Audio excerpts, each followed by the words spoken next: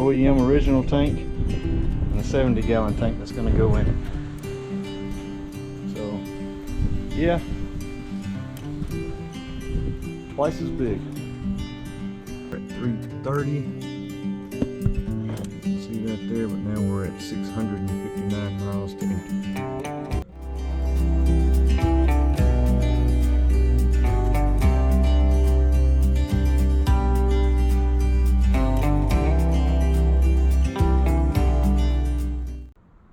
Alright, today we're going to try to put this new tank that we got for the 2016 F350. We're going to try to get it put on, and I got this from S&BFilters. It's a 70-gallon tank. It's going to replace the 36-gallon tank that we have on there currently. So can't wait to get this installed. I've watched the videos that S&B provided, and hopefully I'm going to try to do it on the ground from where we're at. I've got a buddy of mine that's got a lift. I may end up having to go over there, but I want to see if I can actually get it under there, maneuver it, so you could do this wherever you're at, not have to put it on a lift. It may be a little more difficult, but this is it. It's a pretty massive tank. Of course, this is the 8-foot bed, so it was able to get under there pretty good. And of course, got all the mounting brackets, the hardware that goes with it, and we'll get the other one taken loose and see if we can get this one installed. So I'll get back on here as soon as we get it underneath the truck. Of course, I got the jack, I got some of my tools up here, and we'll disconnect the filler hoses and get this one set up.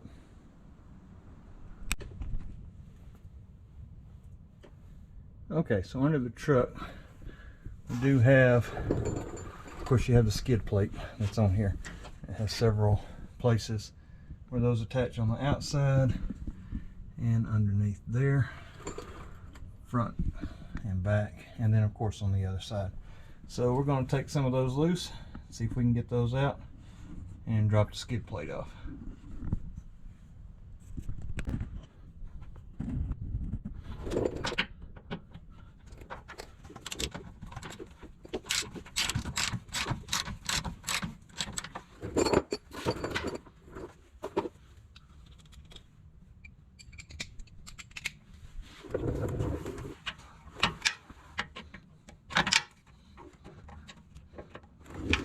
$13mm on the sides, and I think that one's a little bigger. I'm not sure what it is yet.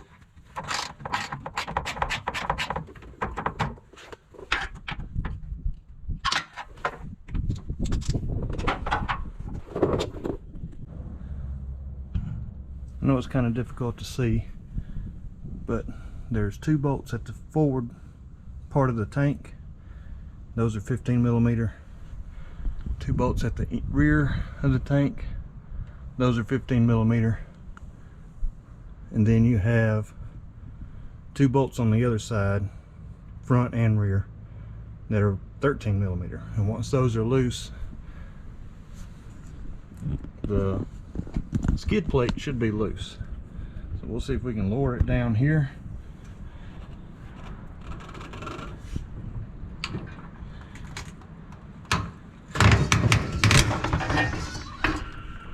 And the skid plate is off. So, see if we can take it out of there now.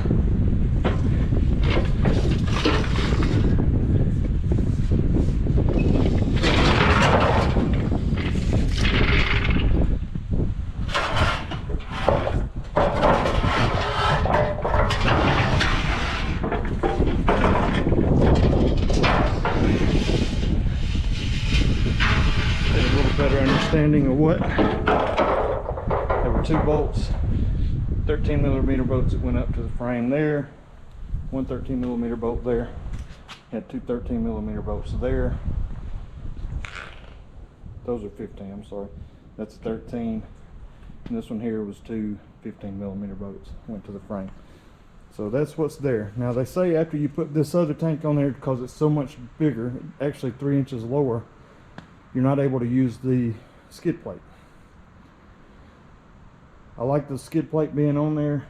I don't know that I'll need it, but I was thinking about fabricating a 3-inch block that I could mount 3-inch there, 3-inch there, and get it back up. Might need longer bolts, but I don't know, may not, and it may be too wide to even sit in the bottom of the tank. May not be an option, and if that's the case, then just won't have one. I don't plan on going off-road on this thing anyway, but I always like the added protection of something bouncing up underneath the undercarriage, hitting it. At least you got a little extra protection there. But this tank is pretty well made. We're going to see if we can get the hoses off now, the return hose and the main hose. And go here, connect, and see if we can drop that tank. Alright, looking underneath the truck here, coming in from where the fuel door is, we'll be taking these loose here, these 2 clamps, slide the filler hose off, and then up inside there we got 2 clamps up there, and then the power connection, and we'll take those off. Those clamps on the fuel line itself should pull back the tab, push down, and they should pop off. So we're going to check that theory and see how it works.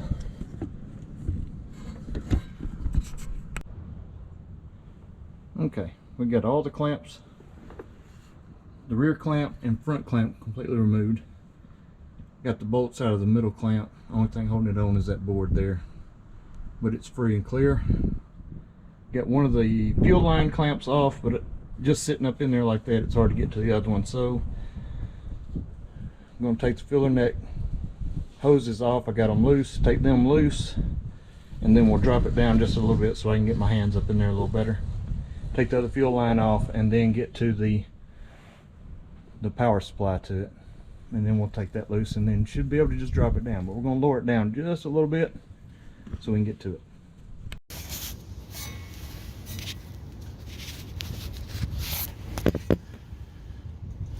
Alright, this is from the passenger side. I got the tank down and was able to get that,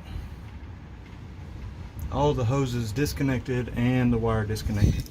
These clips, I know you can see them better on other YouTube videos, but that is closed. You can pull that bottom part out like that, then these push in like so. I don't know if you can see that, but that pushes in, and then you push down and it'll lift up. Those are pretty simple. This clip here for the electrical part has the little red piece, slides out, and then you push this down and then slip this off. And that is it for this under here. So I'm going to get the tank out now and slide the new one in. Okay, so we got the old tank out now. That's it sitting on the ground. We'll get that cleaned up so we can get that off, and then we'll mount it to the new tank, put those back on the new tank, and we'll be ready to slide it back into place. I'll give you a side-by-side comparison of what they look like. Again, I think this is a 36-gallon tank, and we're going to a 70. Okay, so got the little side-by-side comparison here. The OEM original tank and the 70-gallon tank that's going to go in it. So yeah, twice as big.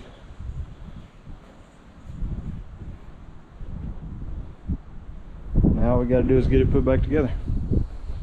Again, we'll keep the original sending unit. I'll get it cleaned up, and then we'll just transfer those hoses over to here, slide it back in place. Okay, got the ring off the sending unit. Now we're ready to swap it over. I got the new gasket on the other tank. Get the float out of there, and we'll just transfer it over to this one.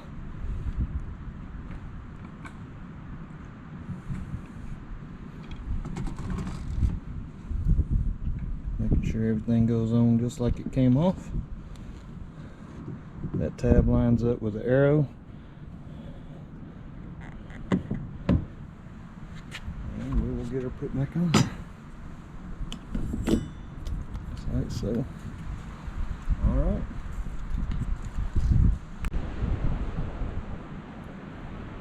Alright, got the sending unit sealed down in place. Got to make sure the O-ring was under there, the gasket. Got the collar on, got it cinched down into the ears of the collar, and it's good and tight. I got about 4 gallons left in that tank, but I won't transfer it over until I actually get this tank mounted back on. I'll swap the rest of the hoses out, get them on here, and we'll start putting it in place. Get it all hooked back up, and then we'll fill it up. I think I'll be happy with that. Should be able to get a few more miles out of it in between fill ups. So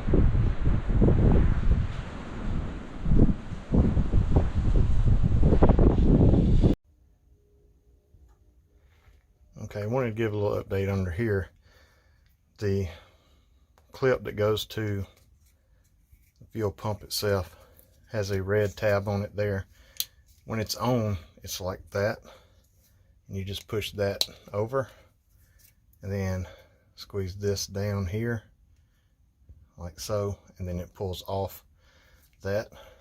And of course these are in the out position now, but when they're on, they will be clipped in just like that. And you can see how they work underneath. But that bottom part pulls out. There is a tab up top, you can see there, and it pushes in. As you push in, you see what happens on the inside. You pull down on it and then they lift off. It releases. So this one's the same way. Hard to do right there one hand, but you can see it comes out like so. You push in on the clip on the inside and then it lifts up. And that's how those work. And this is what it looks like under here without the tank in. And it sits right along this and will go all the way up to the fuel filter. So the other one stopped here. So you can see this one will go all the way. Get that extra fuel. There's the U-bolt bracket in place where it's going to go. And that catches the front of the tank with that bracket right there. So that'll go there. And got all that in place.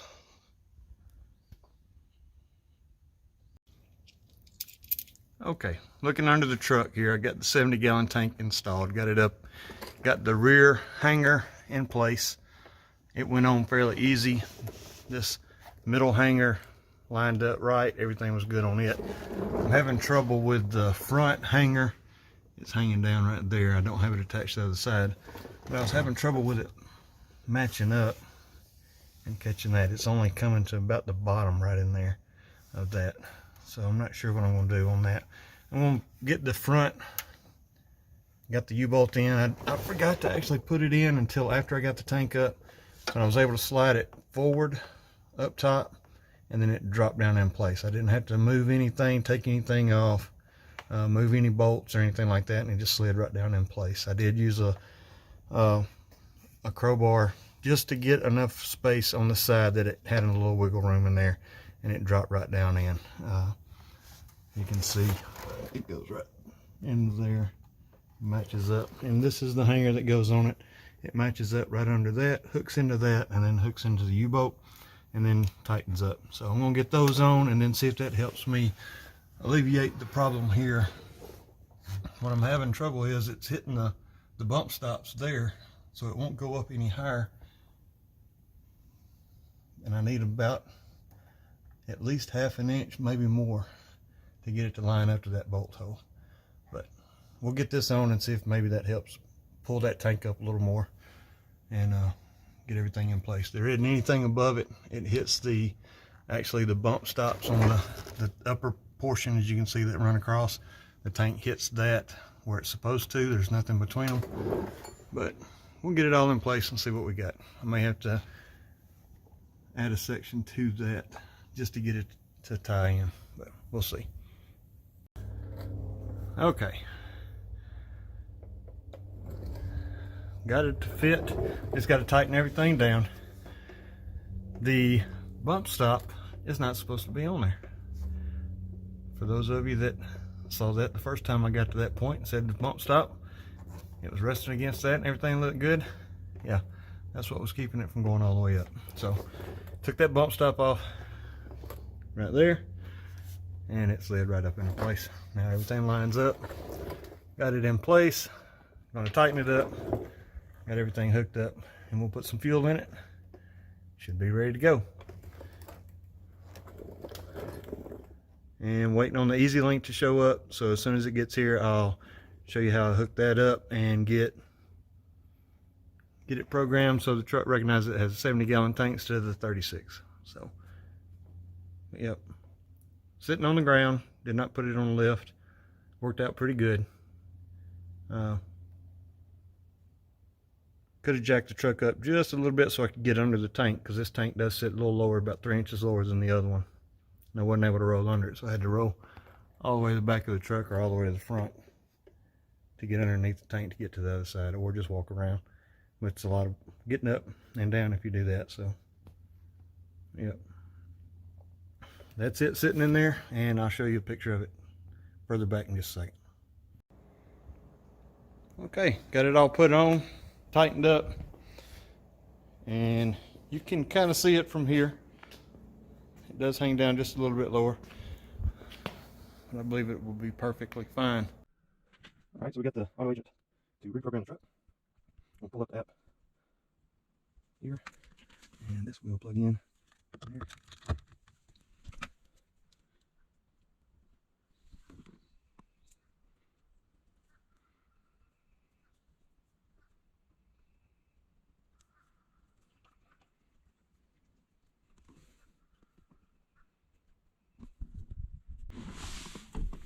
Alright, so you go to your Wi-Fi settings and click on the Easy Link.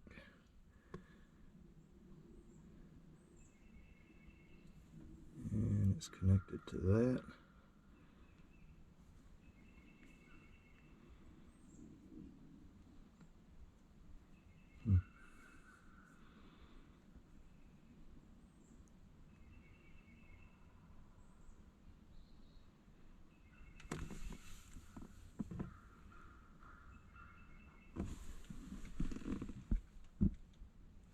Now we turn the key on.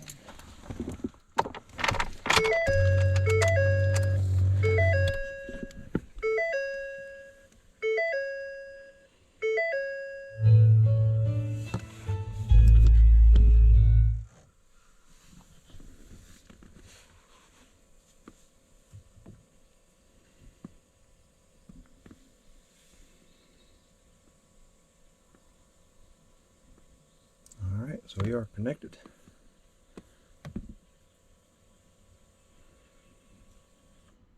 New firmware. Let's see, we'll postpone that. Go to the dashboard.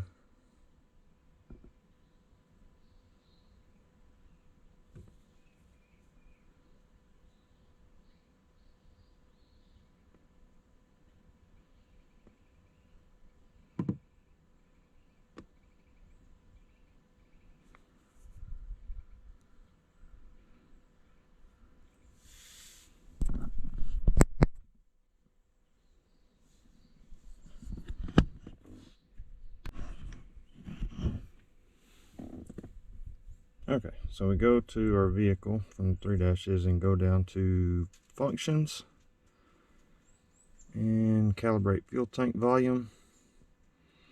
Not sure if you can see that due to the sun the way it is. Good way to go here.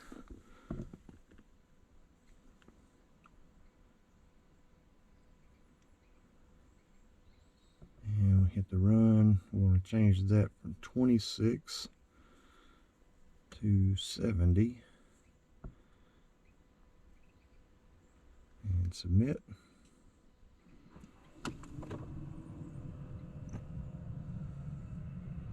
Success.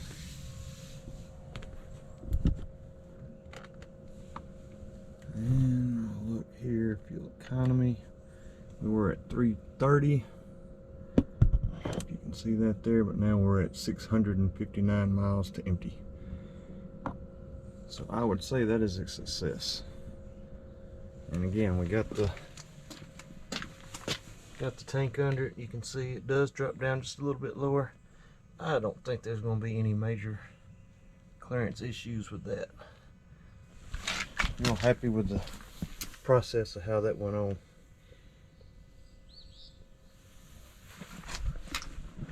I think we'll be happy with that. Not having to make as many truck stops and being able to get to a campground, and if we do need to go fuel up while we're out and about around town, then we can do it. I like seeing that 659 on the dash. And we did fill it up yesterday, so it is topped off. For the most part, topped off. And we did drive back from town back home, so. Alright. Hopefully that'll help some of y'all in the process of putting this on. S&BFilters was real good with this. They sent out the tank, and of course they were waiting on one of these agent links to data links to become available, and they shipped that to me. Received it yesterday, so I'll get that put back in the box and send it back. They send a label to send it back with, so I'm not out any shipping and handling on that. But all right, now we're ready to hit the road.